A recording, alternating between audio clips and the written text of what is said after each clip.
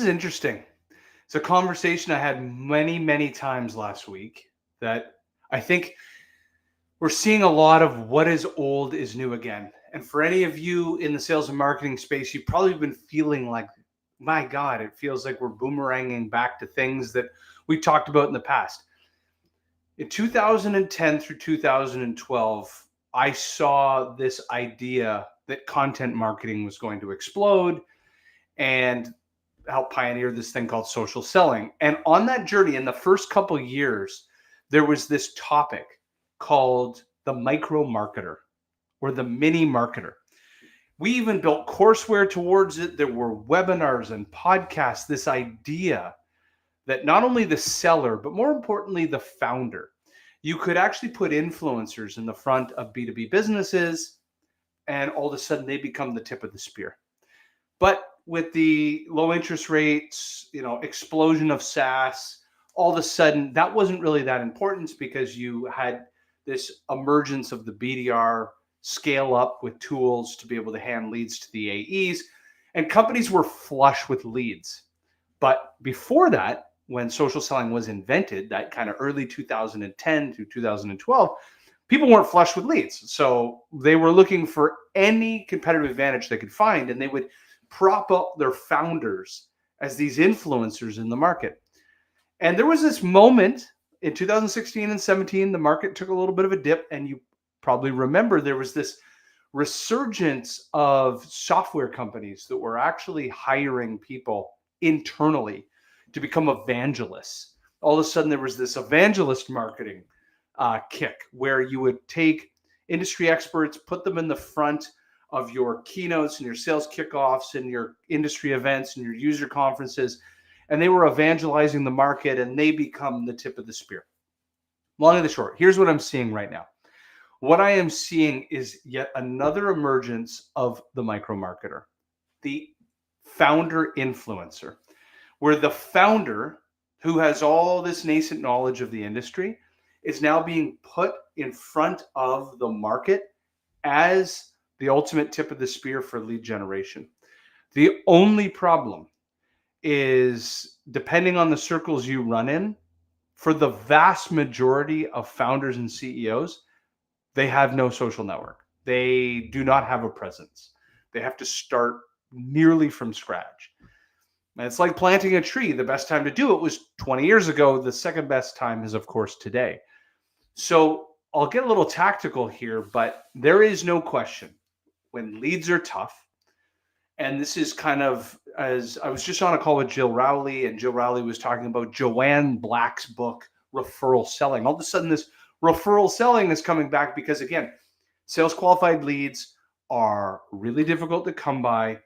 So in order to get those sales qualified leads, we need to enable a community, channel partners, referrals from our customers any way we can. But the way that we do that is we put our founders in the front of a space. They become thought leaders. They become lighthouses, not tugboats. So people come towards them. So tactically, how do you do this? Well, you as the founder, if you're listening to this, if there is one thing that you have to become really, really comfortable with, you could write, but in my personal opinion, I think video trumps writing every day. Now, you could argue maybe statistically writing is important. Like, I write a newsletter every single week.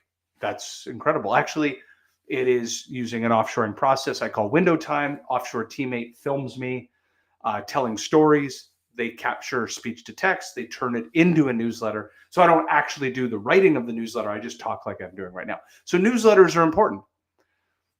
But I still think that in 2024 and beyond, video continues to dominate at least how the vast majority of humans learn. They're visual learners. And the importance of YouTube, and the importance of YouTube long form, the YouTube shorts, LinkedIn short videos, snackable insights that can then be placed onto Instagram, TikTok, X, Meta, or Facebook. The amount of consumption of video of how I learn, I'm either listening to a podcast or I am watching a podcast. Like, this is how I learn. So tactically, if you're going to begin this journey, you have to get comfortable with the camera. What you see in front of me right now is a Razer 4K. I think it's 4K. It's a third-party camera. My laptop is down here. What's sitting next to it, you can see it swiveling right here. This is a teleprompter.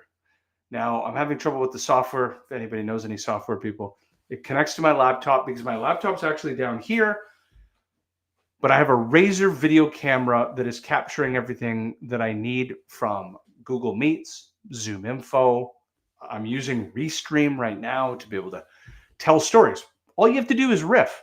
This is being broadcast on all social networks. You can download this video, chop it up into a million pieces, turn it into shorts.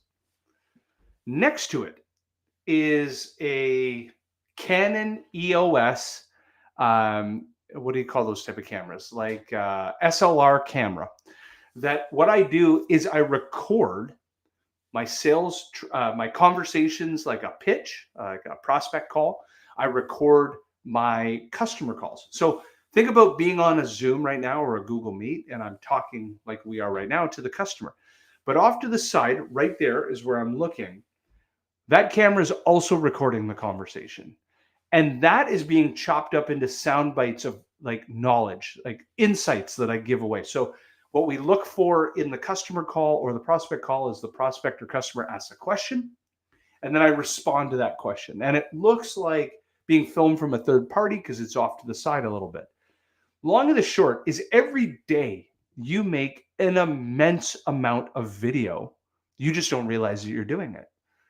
The reality is you bounce from Teams calls to Zoom calls to Google Meet calls, internal calls, customer calls, vendor calls, prospect calls, and you as the founder have an incredible amount of knowledge in your head. And you could be giving away that knowledge. You are giving away that knowledge. It just needs to be captured. It then needs to be captured, sliced and diced, long form, short form videos. And that's how you can begin your journey tactically in this influencer marketer. The other way that I'd recommend doing that, if you are very excited about the written word, newsletters are really important, is use what's called window time. The way the window time works for myself and the way that I teach it to customers is really simple. You book a call that's recurring every week. One of our customers actually does it once a month, so they can do a bit of a data dump. What ends up happening is you jump on a call, and on that call, you have armed, usually I come armed, mine's tomorrow morning at 8 o'clock, 8:30. I come armed with 3 stories. A story from the road from a customer, like a customer success story, a customer fail, like here's what happens in the opportunity cost when you don't do something right. Maybe another one is a market trend. So I come armed with 3 stories. Typically, they're like, 4 paragraphs. I riff. Here's what happened. I got on a customer call. Here's the situation, the challenge, the resolution. Or here's the situation, the opportunity. Here's the resolution. I just tell a story. And then an offshore resource actually takes that, prints it out, speech to text. Is it using any software will pull out the speech to text. And then they clean up the language to turn it into a better written story. You've got your newsletter has basically like an open. Here's the title page for the 3 things you're going to learn. Chapter 1 story, chapter 2 story, chapter 3 story. There's images and videos in that newsletter. Then there's a call to action, usually driving towards a free resource that you have, like download this ebook, come to this webinar, what have you. You post that on LinkedIn. You post that on your company's website. You do an email campaign every week. You grow your newsletter. So long and the short, what are we at from a time? I've been doing this for 9 minutes. The amount of insights that we could have cut from this is you could be doing this every single day. You just riff, pull out the video, have it chopped up. Like at Get Leverage, we have video editors as a service. We have marketing support as a service. They'll chop it up for you, turn it into great insights. This is how you can begin. You don't have to change your workflows. You just need to record what you're actually doing day in, day out, and then have somebody else chop it into insights. So I hope you find this valuable. And this is how you can start on your journey of influencer as a founder influencer.